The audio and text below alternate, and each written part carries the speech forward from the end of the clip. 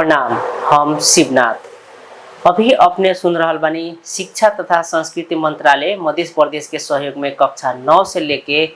12 तक के विद्यार्थी सबके खातिर लागू पदार्थ दुर्व्यवसायन आ ओकर आदत से होखे वाला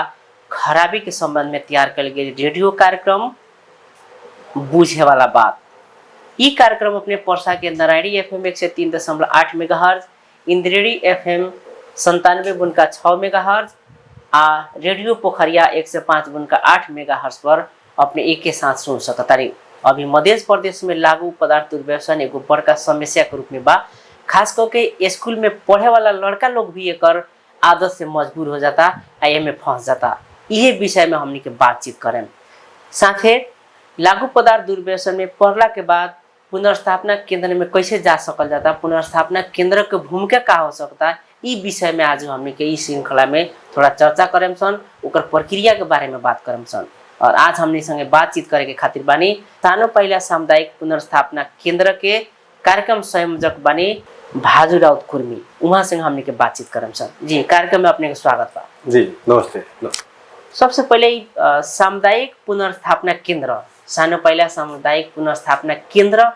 का हो, एमे अपने लोग का करें, थोड़ा पुनर्स्थापना केंद्र के बारे में बताएं। सबसे पहले हम यहाँ बोलेनी होने खातिर बहुत बहुत धन्यवाद। हमरा ये इतना दिन के 2-4 वर्ष के जो काम के सिलसिला में रियाब संबंधी हम लागू संबंधी जो काम करनी हो उनमें विद्यार्थी लोग जैसे हमने जितना रियाब में जितना व्यक्ति लोग अभी तक ले आयल बते हमें अक्सर विद्यार्थी लोग के शुरुआती कहाँ से शुरुआती होता उस संगत के चलते होता। जैसे कि विद्यालय में बहुत लोग ऐसा बा कि 9 और 10 और 11 12 ये ऐसा डेंजर रूप में ये बा कि लोग के संगत बहुत ज़्यादा ऐसे किसी में संगत बा लोग की जैसे हमने के छिमेकी देश जो इंडिया बा जी, इंडिया जाए के सजीलो आ एक आदमी शुरू में क्या करता कि उन लोग के ग्रुप में एक आदमी रहता थे सेवन करे वाला आदमी आ वो व्यक्ति क्या करता कि कोनो बर्थडे के सिलसिला में शादी ब्याह के कोनो ऐसा कार्यक्रम में बुला के ओकरा के इतना ना मजबूर करे था। शुरू में व्यक्ति कोनो व्यक्ति खाए के ना चाहेला जो ने अभी लागू समय अभी खाए अपने के अभी खुद चल बा भेंट अभी चल बा डॉक्टर चल बा अभी ओकरा अपने गांजा अपने को अल्कोहल दारू तो अपने को वहीं के ना पड़ी तो फेमस हो गए हमने के नेपाल के अपने के 10 रुपये से लेके या 10,000 तक लेके दारू अपने मिल जाए जैसे लोग खाए वाला बहुत के व्यवस्था अभी नेपाल में। तो अक्सर शुरुआत में ये अभी ये शुरू में जैसे हमारे बुझे अनुसार जितना विद्यार्थी लोग फंसला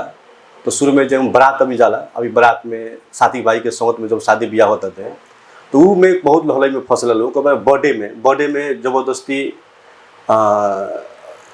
हमारे दोस्त खतरा हमारे दोस्त है हमारे खास कह के ये तंका पी ले चाहे खा ले कह के शुरू में शुरुआत खाली वो व्यक्ति संगत से करा दे वाला ओकरा बाद में वो व्यक्ति के जब एक बेर नशा के लगत लाग जाता थे तो व्यक्ति वो अपने धीरे धीरे शुरुआत करे जा रहा जी। जैसे लागू पदार्थ सेवन कर लेलक अथवा कुलत में फंस गई ओकरा बाद के पुनर्स्थापना केंद्र के काम शुरू होखेला, ओमे अपने लगिन का करेनी, का प्रक्रिया होखेला, जैसे वहाँ जाए खातिर का करे पड़ी, ओकर भीतर अपने का करेनी लगन पुनर्स्थापना केंद्र कहते मात्र में का बुझल जाए। जी अभी भी बहुत ऐसा गांव घर में बहुत लोग अभी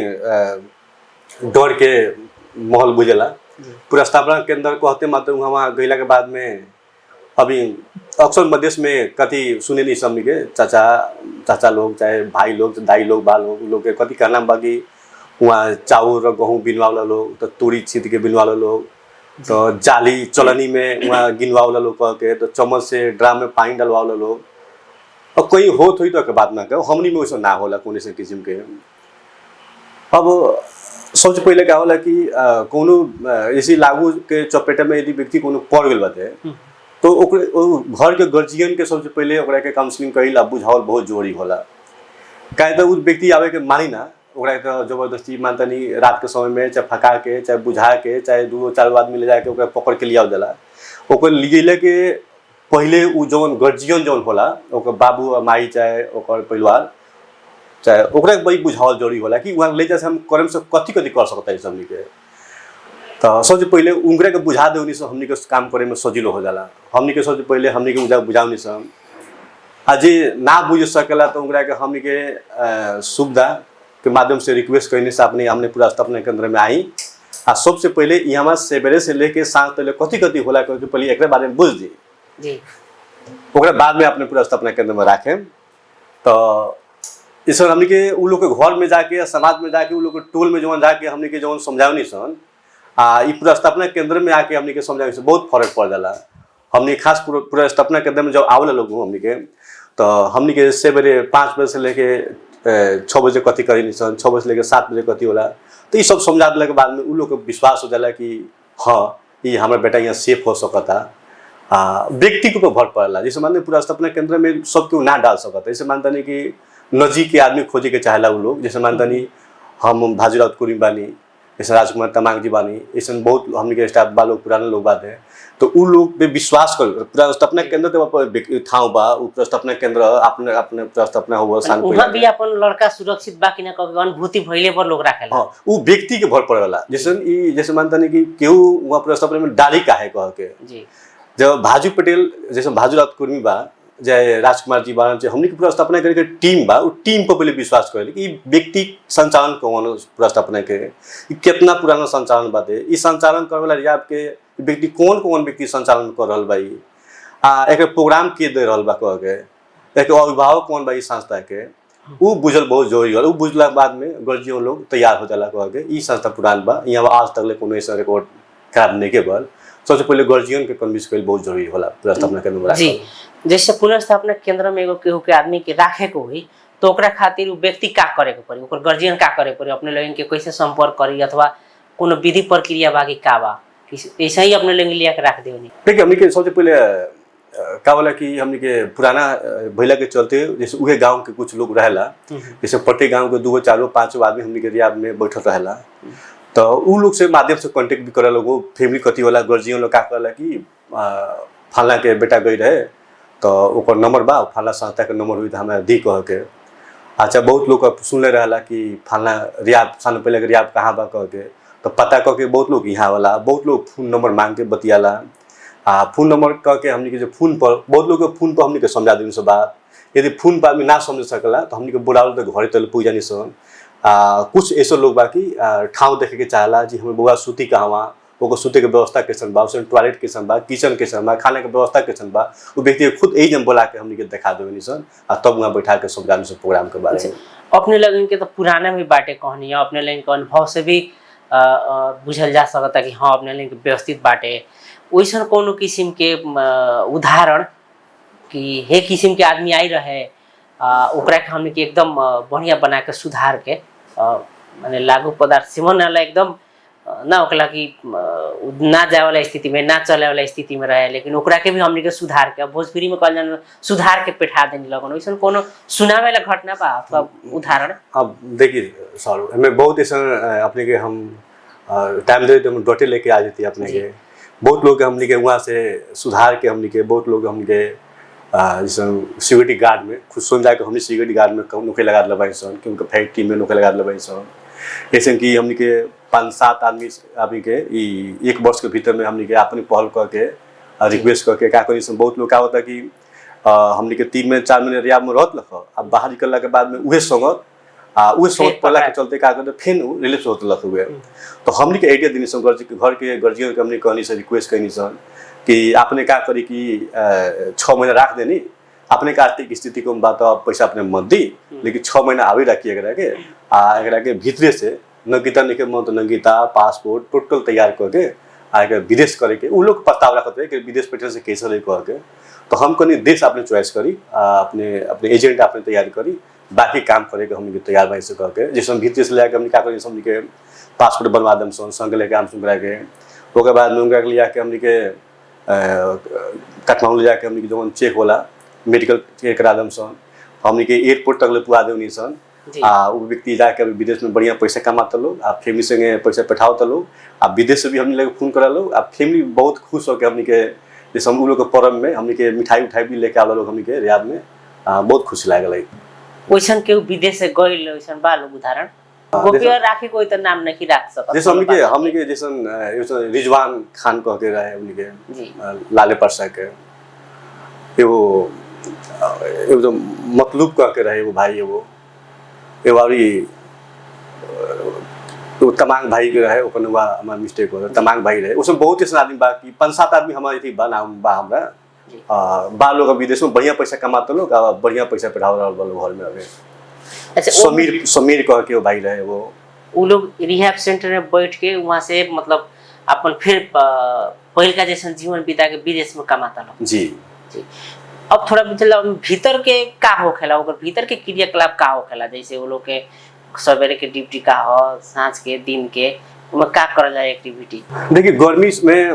के महीना में या ठंडी के महीना में आधा घंटा 1 घंटा का फर्क पड़ला कुछ ऐसा जैसे गर्मी के महीना में हमने के 5:30 बजे वहाँ बेल सीटी लाग जाला जी सीटी लाग के बाद में सरा के वो अपना जे जहाँ रहेला बिछाना अपन तैयार करके जैसे जाजिम होला जाजिम सरिया के तो में से पानी होला पानी रख रहेला पानी उन्हें पीऊ के अपन टॉयलेट के लाइन में लाग जाला लो अपन जैसे मानता नहीं कि एक ही बेर तो इधर 40 आदमी बाऊ हमा तो 40 आदमी एक ही बेर चाहो टॉयलेट में ना भी आला लेकिन आधा घंटा 1 घंटा लागे वो लाइन बाय लाइन अपन टॉयलेट करके फ्रेश होके मुंह धो के हमने के बाहर का हॉल बा वो हॉल में चाहे हमने के बेसी संख्या में हो जाला तो हमने के बाहर निकाले नहीं हमने के ग्राउंड में क्लियर हमने योगा कराउने शुरू में अनि योगा भइला के बाद में हमनी के का कहै योगा भइला के बाद में ओकरा के हमनी के चाय बिस्कुट हमनी के देवनी सन चाय बिस्कुट देला के बाद में हमनी के थेरेपी होला थेरेपी के मतलब का होला कि वहाँ के पूरा जे जहाँ बाते सबके सर सफाई में लागे जाए नीचे ऊपर अपन जाजिम अपने फीचे के बाद अपन पोछा नीचे के अपने पोछा अपन लगावे के बाद कुछ आदमी के ग्राउंड जी में दियाला मोस्ट टोटल आदमी एक बात नहीं है कि हई आदमी करे के बाद हई आदमी रेस्ट करी हई बड़का बा छोट बा जे जहाँ बा अपन तरीका सबको सर सफाई करी ओकर थेरेपी कह देला थेरेपी के बीतला के बाद में हमने क्या करी हमने के आधा घंटा रेस्ट होला आधा घंटा रेस्ट होला के बाद में खाना के समय होला खाना अपने के 9:30-10 के भीतर में हमने के खाना के समय होला खाना खा लो खाना खैला के बाद में वो लोग के आधा घंटा रेस्ट होला और बाद में मेडिकल जैसे मानते नहीं बहुत लोग मानसिक रोगी रहला बहुत लोग हमने के जैसे डॉक्टर के कांटेक्ट में रखले रही से लोग के तो वो लोग क्या करला कि डॉक्टर के जैसे जैसे बतले रहला उस हिसाब से दवाई हम खियावनी सन दवाई खेला के बाद में आधा घंटा रेस्ट होला और 11 बजे से हमने के 11 बजे से लेके जो हमने क्लास बाते जो अपन भीतर के जो टीम बा क्लास के 11 बजे से लेके हमने के रात के 9 बजे तक ले हमने के पूरा वो क्लास चलेला हमने के जी जैसे पुनर्स्थापना केंद्र खास करके जे भी अब में फंस गइल बा लागू पदार्थ सेवन के लागू औषध के एगो आदत से मजबूर हो गए ओकरा खातिर हवे लेकिन अभी भी हमने के उतना लोगों में जाए के ना चाहेला ना अब जैसे अपने कने शेड्यूल में अब लोग के बाहर एगो का प्रचार कर देला कि उमें तो और दासा होई सब अपने काम अपने करे के पड़ी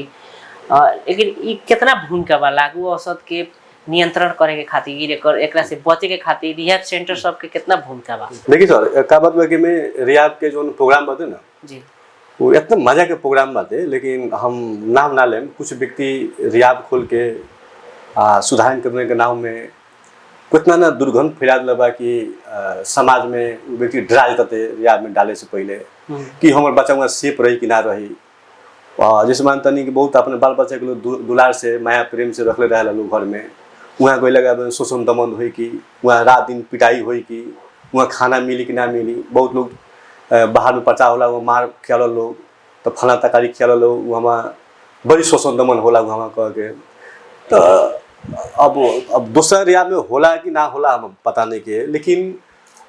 ये जो मीडिया आ रहा बा जैसे कुछ रिहैब सब में घटना घट रहा बाते नेपाल सब में रिहैब में घटना घट रहा बाते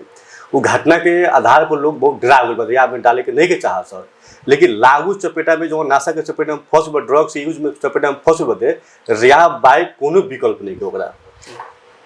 यदि आपने के 10 बजे जेल राखे तो 10 बजे यदि जेल राखी आ 3 महीना रियाब राखी एके बात होई अपने के 10 बार जेल राखे वाला कोनो फायदा ना काहे तो ओकरा लागू संबंधी ओकरा कोनो ऐसन चीज के दीबे ना करी ओकरा कोनो बतेबे ना करी जेल में हमनी के यदि रियाब में 3 महीना रहता थे ओकरा तो 3 महीने में पूरा कोर्स पूरा दम हमनी के वास्तविक लागू से कथी कहल जाला समाज में हमर बाप माते के इज्जत का होतलक लागू से शरीर में का घाटा बा का फायदा बा दे काहे खाए के चाहिए काहे ना खाए के चाहिए अब एक बाहरी के लोगन समाज में कैसे रहे के चाहिए कह के उ सब हम 3 महीने भीतर में सिखा देने हमनी के 3 महीने के कोर्स है आधारभूत की का लगभग 3 महीने कोर्स हो गए जैसे मानता नहीं 3 महीना बहुत लोग के जैसे 6 महीने तक चल जाला वो तो 3 महीना कोर्स नॉर्मल कोर्स 3 महीना कहता हो गए 3 महीना रह के बाद में अभी सक्सेस अभी तले जीत गई 3 महीने के बाद तो बढ़िया 3 महीना कोर्स तो अनिवार्य हो गए जैसे उ लोग के एक बैग अपने लगिन उ लोग के ओवरडोज में पुगे रहला के वो अब शुरुआती में रहला के वो अपने होशे हवास में ना रहला ऐसा अवस्था में पुगल लोग के ले जाके वहाँ सियार सुसार कैल अथवा डोज भी ना राखल कितना के चुनौती बा कितना के सहज अपना लेंगे काम तो बहुत गारो भला का होला कि कभी का इलेक्शन हो जाला सर कि फोन आवला हमनी के लगे तो पुलिस से भी फास्ट हमनी के पुगे के पड़ला जी कि ऐसा फोन आवला हमनी के लगे कभी काल तो वो रिकॉर्ड करे के नाम मिली फैमिली के फोन जी कि पुलिस लोग लेके फोन कैले के बाद में पुलिस भी कहला कि ना तो हमें लेकिन राख्नु हुन्छ तपाईँ रियाल पठाइदिनुहोस् न हामी कहाँ पठाउनुहुन्छ भोलिपल्ट फेरि पठाइदिनुपर्छ तो हमनी के पुलिस से भी बेसी फास्ट हमनी के पुगे के पड़ला हमनी के घर के फैमिली लेके पूरा के बाद में ऐसा स्थिति रहेला हमार कोनो लड़का जो रहेला सेवन करेला नशा वो टांगी लेके खुखरी लेके गर्जियन काटत रहेला बहुत लोग काट देले रहेला कोनो हाथ कटले रहेला कोनो मेरा अपना परिवार के काटे के स्थिति में वो स्थिति में हमनी के जानी से 4 आदमी 5 में जानी से तो वो हथियार लेके भी तिरछा के हमनी लोग काटे हमनी को भी कल छोड़ के भागे स्थिति भी आ जाला कभी कल हमनी के तो उ नशा के मुन्ने बा खुखरी लेके हमनी के उल्टे लागे छे अब हमनी के तो खुखरी लेके ना जान से उनका पकड़े तो कोनो ऐसे फैमिली के इतना रिस्क हो जाला पोल्हा उला के फकाओ के लेके हम सब कोनो ऐसे स्थिति आला कि हम सब अपने के सुते दी हमनी के भोर में आके के ले जाम सब कह के तो अवस्था में कहीं से भागल बन लेकिन अपने लगी छोड़ के इतना दिन के भीतर छोड़ के भागे के तो स्थिति ना आवेला लेकिन कथी वाला कभी काल गर्जियने कह देला लोग जे स्थिति में अपने जाई लगन अपने नहीं तो आपनो लोग के कुछ हो जाई कह के तो हमनी के रिस्क ना लेम सब कह के तो हमनी के समझा बुझा के हमनी के आवनी सन हम कहनी सन शुद्ध गोला के बाद में हमनी के फोन करी हम आम सन तो हमनी के माया सजिलो के जितना दिक्कत होला रास्ता में होला घर में होला जब हमनी लेके अइला के बाद में वो व्यक्ति केहू 1 घंटा केहू 2 घंटा केहू 1 दिन 2 दिन 3 दिन नशा तले रहेला जब नशा पूरा उतरला के बाद में ऑटोमेटिक वहाँ के जब सिस्टम बुझेला बुझते मात्र व्यक्ति इतना ना खुशी हो जाला बुझेला कि हाँ अपना आप के हम अब आके बढ़िया जगह आगे पुगल बने अच्छा इतना इंटरेस्टिंग बात हो उसे हम ओकरा के जाने के खोजता नहीं और भी जे भी सुन रहल बा देख रहल बा ओकरा भी इंटरेस्ट लागी काहे कि एगो ना होके लागी 80 की स्पीड में गाड़ी बा ओकरा के अपने लगी कैसे तुरंते कंट्रोल कर लेवनी लगन जैसे भइल लोग एकदम ओकरा ना होई त लोग कहला कि एकदम छटपटा जाला कुछ भी खा ले वाला पी ले वाला ना मिला के अवस्था में वो अवस्था में अपने लगी लिया बनी लेकिन बिना ड्रग के कैसे कंट्रोल कर ले शुरुआती के अवस्था में ओकरा के काउंसलिंग दिया जाला कि कोनो औषधि दिया जाला का बा ओकर शुरू के स्थिति में अपने काउंसलिंग करे तो कामे ना करी ओकरा के तो जी कथी काम करे ओकरा के तो हमनी के रात भर केहू जैसे मानता नहीं कि अपने फुल एती नशा खइले बा जी तेरी अब टैबलेट खइले बा चाहे दारू पीले बा कोनो किस्म के नशा यदि खइले बा तो रात में मैं समझ के रह जाई नॉर्मल तरीका से रह जाला उ हमनी के फर्स्ट लॉट में पहले डॉक्टर कहाँ ले जानी समझ के हमनी के जैसे हमनी के दवाई चलावनी समझ के तो केहू के दवाई 10 दिन चलावे पड़ला केहू के 15 दिन केहू के 20 दिन केहू के 3 महीना बिस्तार भी दवाई बंद कर देनी जी ई काहे हम बुझे के चाहनी कि काहे कि कितना लोग के जिज्ञासा हो सकता कि जौन आदमी नशा बिना ओकर काम नहीं चले वाला तो अपने लोग के रिहैब सेंटर में ले जाते मात्र में काहे ओकरा ऐसा हो जाला बुझे वाला बात बा तो ये भी हमने का आइडिया आयल कि जैसे अपने लोगन भी ले जाके पहले उपचार करावनी ओकरा के औषधि खियावनी ओकर दवाई भी काम करेला वहाँ के सिस्टम भी काम करेला अब कितना लोग के बुझाई रहा कि उ लोग के ले जाते मतलब में कैसे कंट्रोल कर देवला लोग पीटत हो लोग चाहे ओकरा के बांध के रखत हो लोग ये भी नेगेटिव कहीं कहीं मैसेज मैंने रहेला बुझे वाला बा कि अपने लोग कैसे स्पीड कंट्रोल कर देवनी तो अपने कहबे कनी ये हमने के बुझे वाला बात बा जे भी सुन रहल बानी देख रहल बानी कि पहले अपने लोग डॉक्टर के लगे ले जानी कुछ दवाई भी उनकरा के चलेला ओकरा बादे काउंसलिंग होखेला अथवा वहाँ के माहौल देखल जाला जी कथी कहत रहनी अपने जैसे हमने को पहले का बताओ उससे का करें हमने को पहले रियाद में कोनो फैमिली यदि फोन करेला हमने के चाहे आवेला हमने के ऑफिस में कांटेक्ट कैला के बाद में हमने को पहले ओका सलाह देवनी से देखी लगा सबसे पहले 3 महीना चाहे 6 महीना एकरा राखै के पड़ी ओकर बाद में यदि मेडिकल कराम तो अपने एकरा राखम सोन मेडिकल ना कराम तो ना राखम सोन हमने के काहे तो हमने के रियाद में मेडिकल के डॉक्टर के सलाह अनुसार मात्र राख सकता है हमने के यदि अपना सलाह से ना रख सकता है हमने के और का होला कि मेडिकल ले जाते मात्र का होला कि टेस्ट होला का तो टेस्ट होने के बाद में डॉक्टर को दवाई चला दे वाला हमने ढुक हो जाए हाँ एकरा के सेफ बा अगर रखला ठीक बात है और कोनो केस का होला कि हमने के लिया के भी फिटा करे के बाद पर स्थिति आवे रहे जैसे 2 वे 3 वे भी केस आइल बा हमने के सालों साल से अल्कोहल दारू पियत रहे वो व्यक्ति के लिए के बाद में का बोल कि वो लिवरे लास्ट स्टेज में रहे बहुत लोग के किडनी रहला फेफड़ा के समस्या आवे रहला तो टेस्ट हमने भी सेफ हो जानी समझ के उस स्थिति में रिटर्न कर घर के पेन के जिम्मे लगा के बैठा देनी समझ के जी अच्छा एकरा के राखे खातिर कानूनी प्रावधान का बा के पुनर्स्थापना केंद्र में राखे को होके तो एकरा खातिर कानूनी प्रावधान का बा जी हमने के ऐसे ही गृह मंत्रालय से नेपाल सरकार गृह मंत्रालय से वो हमने के अनुमति पत्र लियल जाला तो ओकर मापदंड होला कोई ओकर मापदंड अनुसार हमने के वो मंजूरनामा कहनी समझ के यदि फैमिली राजी खुशी बा यदि राजी खुशी बा तो हमने के वो मंजूरनामा होला हमने के गृह मंत्रालय के मापदंड अनुसार अनुसार ओकरा का करें हमने के गार्जियन के जैसे हमने के दाई के रखे के बाद तो भाई के सिंह से मना रखे हम हमने के माने ऊपर के गार्जियन होके जैसे आपने को बाबूजी को साइन करता तो उनका बेटा के रख सकता है बेटा के साइन से हमने के उनका के बाबूजी के ना रख सकता है हमने के वैसे गार्जियन जे होई घर के चला रहल बा लीड कर रहल बाटे वैसे व्यक्ति के सिग्नेचर कराम से राजी खुशी हमने के सिग्नेचर कइला के बादे में लेके आम हमने के रियाब सेंटर में जी लिया को ओकरा अपना हिसाब से अपना लगिन राखे काम करे अब एकरा के खर्च के हिसाब भी थोड़ा कइला बातचीत तो कितना सस्ता कितना महंगा बा नेपाल में रिहाब सेंटर में राखे के एथी उहे में कति बात बा कि अब दूसरा रियाब के बात हम ना करें खुद हम साने पहले तो संचालन कइले बा रियाब जी अपने लेंगे तो सामुदायिक हमनी के अपना रियाब में कति करनी हमनी के एक जेकर आर्थिक स्थिति कमजोर बाटे यदि रियाब में राखे के चाहता ओकरा वंचित नहीं किस होके अभी तक हमनी के जो हमने लेके वार्डर से फोन आवला हमने के मुखिया लोग बुद्धिजीवी लोग पत्रकार लोग जे फोन कर देवला हमने के जो गरीब लड़का बा एक राखे बा कह के मगर आज तक हमने के खाली नहीं जैसा जाए दले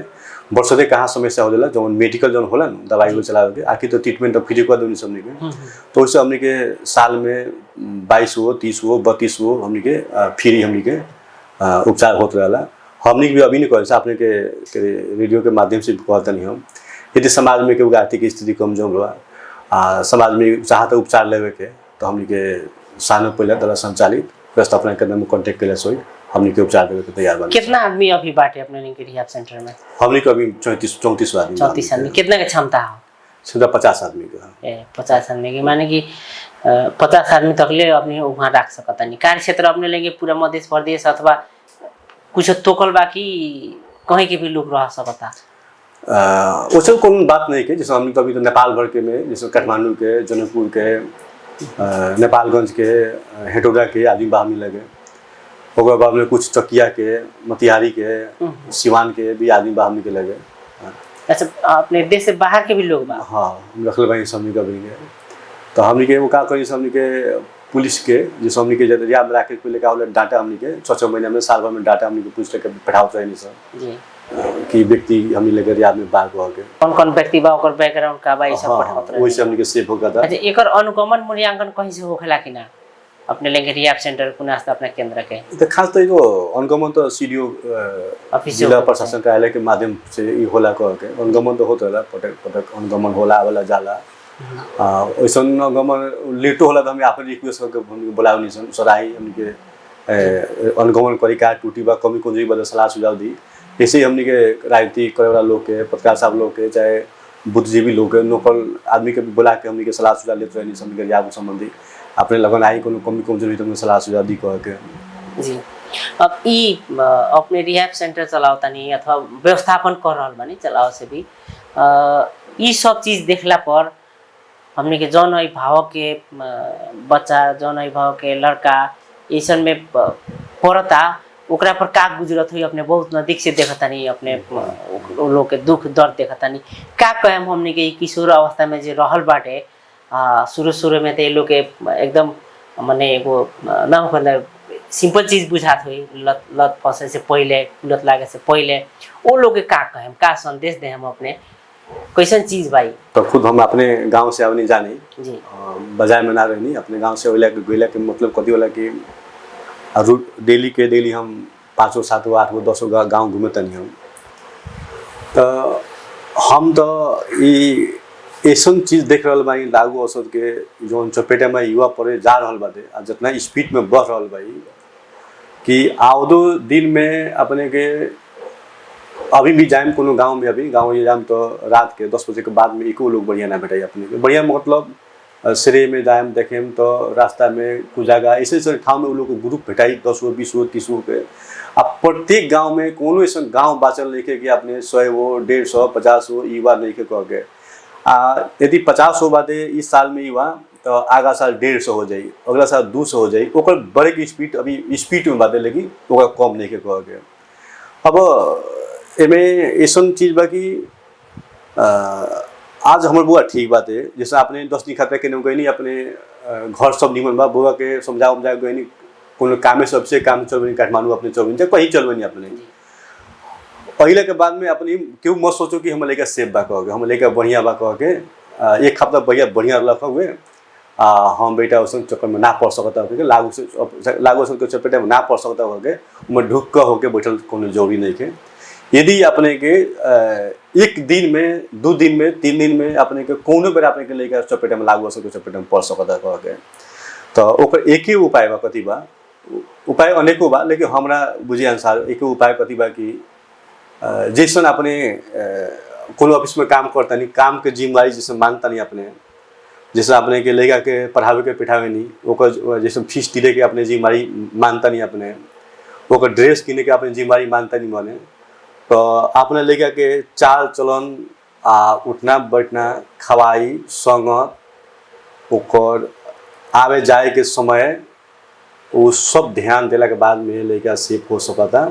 यदि केहू ढुक हो के बा कह के आँख मुन के बा हम बुआ कोनो बेरा आई कोनो बेरा जाई, हम अपने बेटा के विश्वास बा कह के वो कोनो बेरा लागू से चपेटा में पड़ सकता थे। जी, अपना लड़का पर ध्यान देते रहे के पड़ल, विषय में सतर्क रहे के पड़ल। और एक खातिर हमने के बहुत सारा निकाय भी काम कर रहा बा, संघ संस्था भी काम कर रहा बा, स्थानीय सरकार भी बाटे, अपने सबन भी पुनर्स्थापना केंद्र संचालन के संग संगे कहीं ना कहीं जन चेतना भी जगा रहा बानी, सचेतना भी जगा रहा बानी। ये लोग बात काहे नहीं के बुझत, ई उम्र के लोग के बात काहे नहीं बुझत कि दिन प्रतिदिन पढ़ल जा रहा बा, कारण का हो सकता है? देखिए सबसे पहले एक नंबर हमने खुला सिवाना जी, 2 नंबर में कति बात बा सर अपने के ना छुपल सब बात ही अपने के रेडियो के माध्यम पर हम कहे तनी कुछ ऐसा संस्था बा लोग की कागज में सिमटी बातें बजट आवता पैसा लागू संबंधी तो प्रदेश पैसा छुटियावता थे, नगर पालिका गाँव पालिका छुटियावता लेकिन कागज में सीमित होता थे।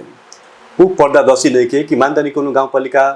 चाहे नगर पालिका यदि पैसा निकालता लागू संबंधी भूमि तो प्रोग्राम भल तो भल कहाँ, यदि मानता नहीं कोनो गाँव पालिका यदि बजट निकल बा तो वो लागू संबंधी लेके सुधार के अंदर रखलो तो रखल कहाँ वहाँ वो कामना बेरा रखलक हुए वो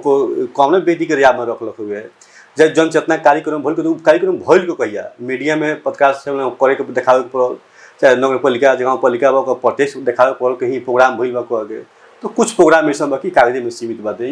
देखावटी प्रोग्राम बाटे आपला तह से जैसे मानते स्थानीय तह से समाज सेवकी लगभग लागू संबंधी काम करता सबके अपना तरीका से जैसे नेपाल सरकार बल सबको अपना तरीका से लाग सकता थे तब जाकर कुछ हद तक ले कंट्रोल हो सकता, लेकिन व्यक्ति चला से रियाब कला से कंट्रोल हो संभव नहीं के। जी, अंत में का कहें पुनर्स्थापना केंद्र के संबंध में जौन हमने के अपने से दिले बा पावर मानता स्थानीय प्रशासन लोग बात है तो ओकरा प्रतिनिधि राह के प्रत्येक महीना में कम से कम रियाब अनुगमन हो कि रियाब में हमार मापदंड अनुसार रियाब चलता कि ना चलता, उतना जगह बा कि ना बा, उसमें रूम बा कि ना बा, उतना झाल बा कि ना बा, कि मापदंड अनुसार रियाब चलता कि रियाब इसमें बहुत लोग बा क्या करता रियाब तो खोल ले तो बा उपचार तो करता बढ़िया काम करता, लेकिन मापदंड अनुसार जब पुगत नहीं के तो मन काहे रही प्रशासन उमें जाके देखे पर गमन करे पर। ओकर बाद में जहाँ देखे लागू संबंधी पड़े तो प्रहरी से ज़्यादा जिला प्रशासन करे काम बा। मानता नहीं कि निरीक्षण पर सिवाना में टाइट ज़्यादा पड़े का संबंधी में क्या तो बहुत लोग अभी क्या करता अक्सर ज़्यादा चेक होता थे सिवाना में, लेकिन लोग क्या करता कि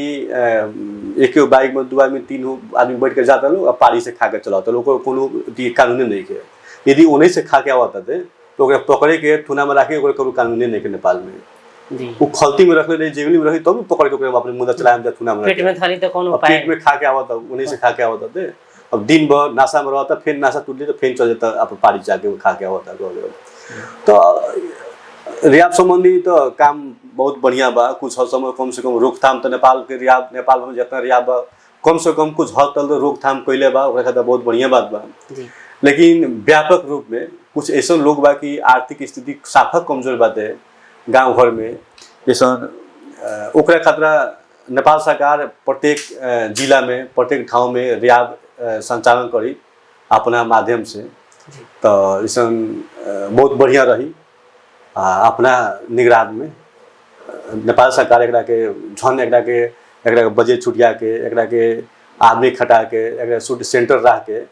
कुछ अपनों से संचालन करी तो बढ़िया रही एकरा खतरा। जी हमने ये समय देने बातचीत करनी पुनर्स्थापना केंद्र के बारे में लागू औषध के बारे में अपन अनुभव भी रखनी एकरा खातिर अपने के बहुत बहुत धन्यवाद। जी धन्यवाद नमस्कार। श्रोता मित्र अभी अपने सुन रहल बानी पर्सा के Narayani FM 103.8 megahertz, Indreni FM 97.6 megahertz आ रेडियो पोखरिया 105.8 मेगाहर्ज में शिक्षा या संस्कृति मंत्रालय मध्य प्रदेश के सहयोग में कक्षा 9 से लेकर 12 तक के विद्यार्थी सबके लक्षित कईल लागू पदार्थ दुर्व्यवसाय ना ओकरा आदत से होखे वाला खराबी के संबंध में तैयार कल गई रेडियो कार्यक्रम बुझे वाला बात। आज के श्रृंखला से हमने के विदा मांगे के समय हो गल बा। दूसरा श्रृंखला में फिर दूसर विषय में लेके उपस्थित होबे करम। तब तक के खातिर विदा होखतानी। प्रणाम नमस्कार।